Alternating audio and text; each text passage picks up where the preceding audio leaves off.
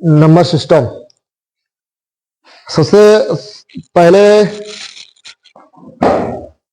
Introduction देंगे कि number system है क्या। बीजगणित जो एल्गोरिथम में, पहले नंबर सिस्टम में एल्गोरिथम के बारे में पढ़ना है, एचसीएफ और एलसीएम के बारे में पढ़ना है। उससे पहले छोटी छोटी कुछ जानकारियां हैं, उसको हम अध्ययन करते हैं। नंबर सिस्टम में क्या क्या आता है, जैसे नेचुरल नंबर आता है, प्राकृतिक संख्या जिसे कहते हैं, फिर होल नंबर आता है, पूर्ण संख्या कहते हैं। उसके बाद इंटीजर नंबर आता है, पूर्णांक संख्या कहते हैं। प्राकृतिक संख्या है क्या, जैसे नेचुरल चीजें होती है, प्राकृतिक। देखिए प्राकृतिक संख्या जैसे पेड़ पौधे, जानवर, हम लोग, सब प्राकृतिक चीज है। किसी चीज को हम, कोई भी चीज, जैसे टेबल रखा हुआ है, जैसे यहां बहुत सारे नंबर है, बहुत सारे लेटर है, यहां लेटर जितने हैं हम गिनना शुरुआत करेंगे एक से। वैसे चीज से जैसे घास को अगर गिनेंगे तो एक से शुरुआत करेंगे, उसके बाद हम घास को गिन नहीं सकते, यानी कि इनफिनाइट तक होता है, अनंत तक होता है। यानी कि एक से लेकर जितनी भी अनंत संख्या है वो प्राकृतिक संख्या कहलाती है। इसमें एग्जाम्पल हम केवल लेंगे, केवल लेक्चरर ही सुन लीजिएगा, क्योंकि आप लोग 10th में पहुंच चुके हैं, ये सब चीजें क्लास 6 में पढ़ाया जा चुका है। नेचुरल नंबर जो है प्राकृतिक संख्या है, प्राकृतिक संख्या, natural number.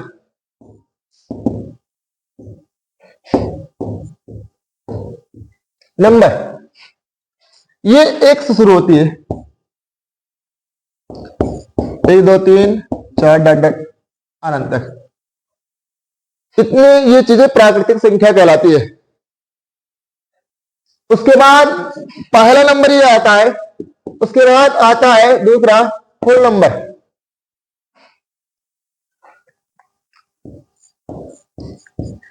Whole number, whole number, whole number यानी कि पूर्ण संख्या।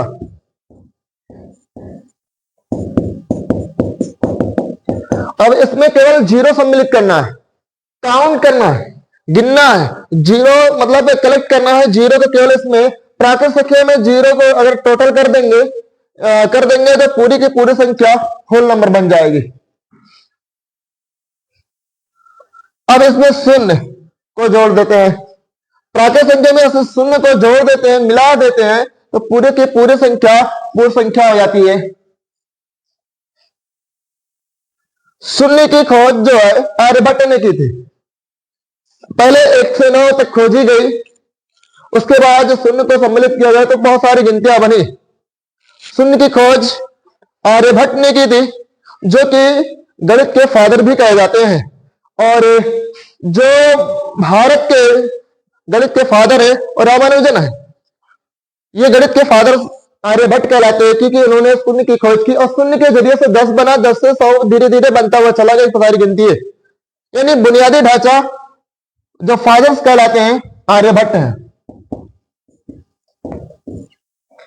उसके बाद आता है इंटीजर नंबर।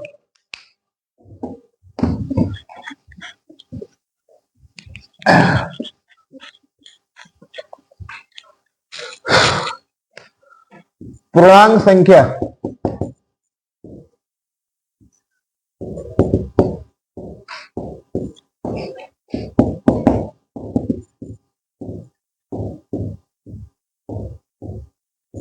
Integer number. अब इसमें माइनस संख्या वाले सम्मिलित कर देते हैं। अब जैसे मान लीजिए एक संख्या रेखा है, अब संख्या रेखा किसको बोलते हैं? रेखा पर दर्शाई गई संख्या को संख्या रेखा कहा जाता है। जैसे एक रेखा होता है, उस पर संख्या है तो उसको संख्या रेखा कहेंगे।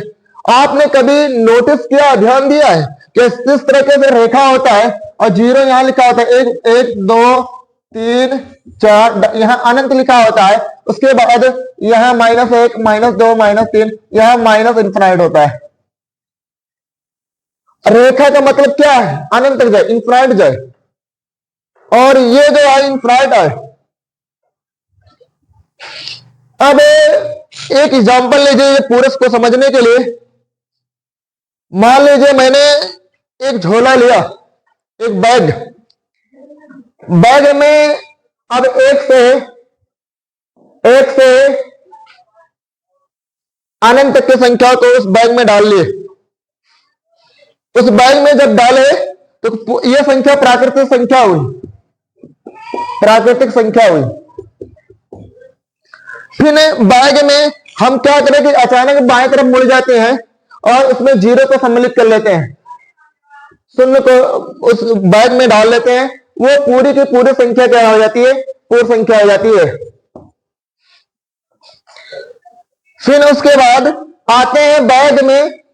अब लालच अधिक बढ़ जाता है, जो देखता है कि गिनती और ज्यादा हो चुकी है, तो उस पूरे 0 -1 से लेकर अनंत को झोले में डाल लेता है। पूरी की पूरी संख्या क्या बन जाती है? पूर्णांक बन जाती है।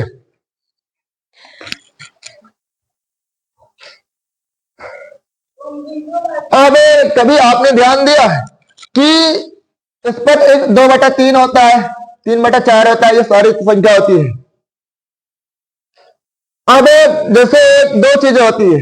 पहले हम परिमेय संख्या को समझते हैं, रेशनल नंबर।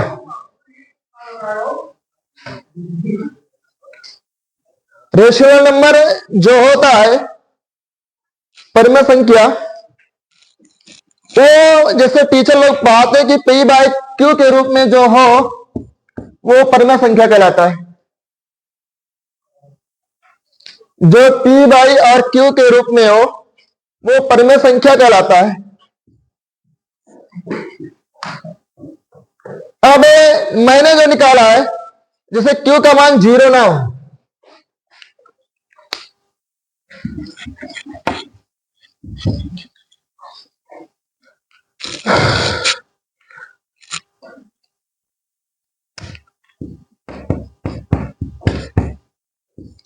परिमेय संख्या, रेशियोनल नंबर। अब जैसे टीचर लोग कहते हैं P/Q के रूप में हो, Q का मान 0 ना हो, ये ठीक है। इसका मतलब क्या होता है कि अंश बट्टा हर के रूप में हो। एक सिंपल सा मैं बताता हूं कि अंश बटा हर के रूप में हो, लेकिन हर का मान 0 ना हो। हर का मान क्या हो? 0 ना हो। अगर ये 0 हो गया तो अपरिमेय हो जाएगा। केवल हर का मान 0 नहीं होना चाहिए। अब 4/3 क्या है? परिमेय संख्या है।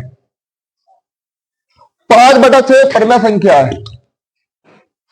इसमें 4 भी परिमेय संख्या है केवल, क्योंकि 4/1 कर सकते हैं। फिर 0 भी परिमेय संख्या के 0/1 कर सकते हैं। केवल हर का मान जब 0 आ जाए वो परिमेय संख्या नहीं है। अब आप लोग जानते हैं कि भिन्न क्या होता है, फ्रैक्शन क्या होता है। भिन्न जो होता है फ्रैक्शन, वो भी 4/3 होता है। अब आप पूछ सकते हैं सर ये बताइए कि भिन्न और परिमेय संख्या में क्या अंतर, क्या डिफरेंट है। भिन्न जो होता है ये भी 4/3 है, ये एक भिन्न है, लेकिन परिमेय संख्या भी। इसमें डिफरेंट क्या है? फ्रैक्शन और रेशनल नंबर में डिफरेंट क्या है? 4/3 क्या है? फ्रैक्शन भी है और रेशनल नंबर भी है। और ये 4/3, लेकिन 5 जो है परिमेय संख्या है लेकिन भिन्न नहीं है, क्योंकि 5/1 हो सकता है, लेकिन शर्त के अनुसार ये परिमेय संख्या है लेकिन भिन्न नहीं है। शॉर्ट में ये कह सकते हैं, ये नोट कर लीजिए कि सभी भिन्न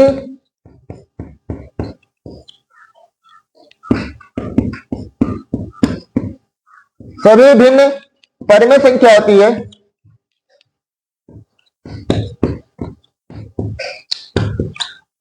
लेकिन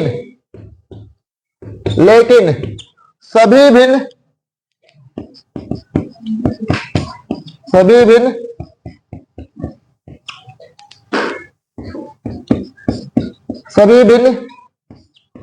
परिमेय नहीं होता।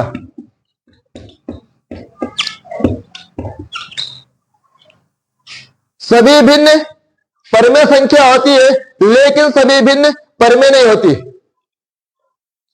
क्योंकि आप जानते हैं, मैं पहले बता दिया हूं कि 4/3 भिन्न है और परिमेय भी है, लेकिन 5 परिमेय लेकिन भिन्न नहीं है। तो ये आपका ये समझ में आ गया होगा।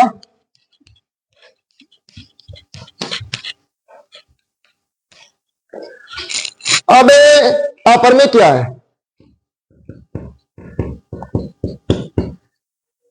अपरिमेय संख्या इर्रेशनल नंबर।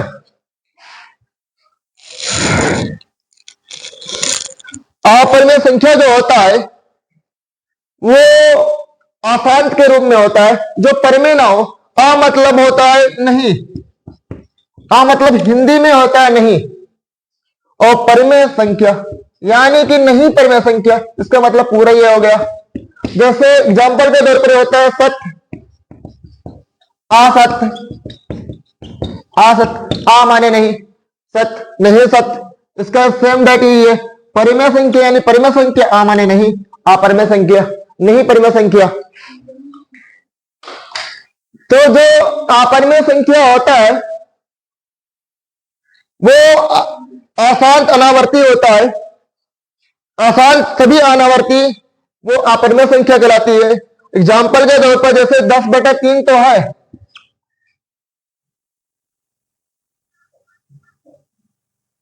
10/3 भी अपरिमेय है, फिर भी परिमेय के रूप में रहता है क्योंकि इसका अशांत होता है। अब जैसे पाई, पाई क्या है? अपरिमेय है। रीजन इसलिए अपरिमेय है क्योंकि पाई का मान फिर भी 12/7 होता है, लेकिन इसका अशांत अनावर्ती होता है। पाई क्या है? अपरिमेय है। √2 अपरिमेय है, √3 अपरिमेय है, √4 परिमेय है क्योंकि इसका वर्गमूल कितना आएगा? 2 आएगा, इसका वर्गमूल 2 आएगा। उसके बाद √5 अनंत तक, ऐसे ही जितना भी रूट संख्या होती है सब के सब अपरिमेय होती है, जिसका वर्गमूल नहीं होता है एक पूर्ण संख्या के रूप में, वो सब के सब अपरिमेय संख्या होता है। और पूर्ण संख्या अगर आ जाता है तो वो परिमेय संख्या होता है।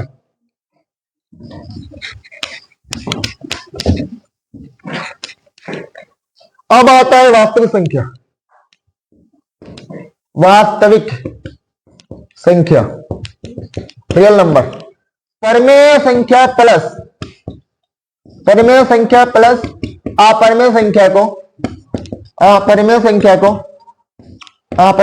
को वास्तविक संख्या कहते हैं। शॉर्टकट में बता था, परिमेय संख्या प्लस अपरिमेय संख्या के योगफल को वास्तविक संख्या कहते हैं।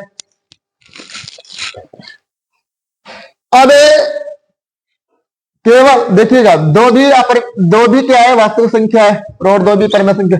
केवल माइनस में ऋण ना हो, अगर माइनस में ऋण आ गया तो ये काल्पनिक हो जाएगा,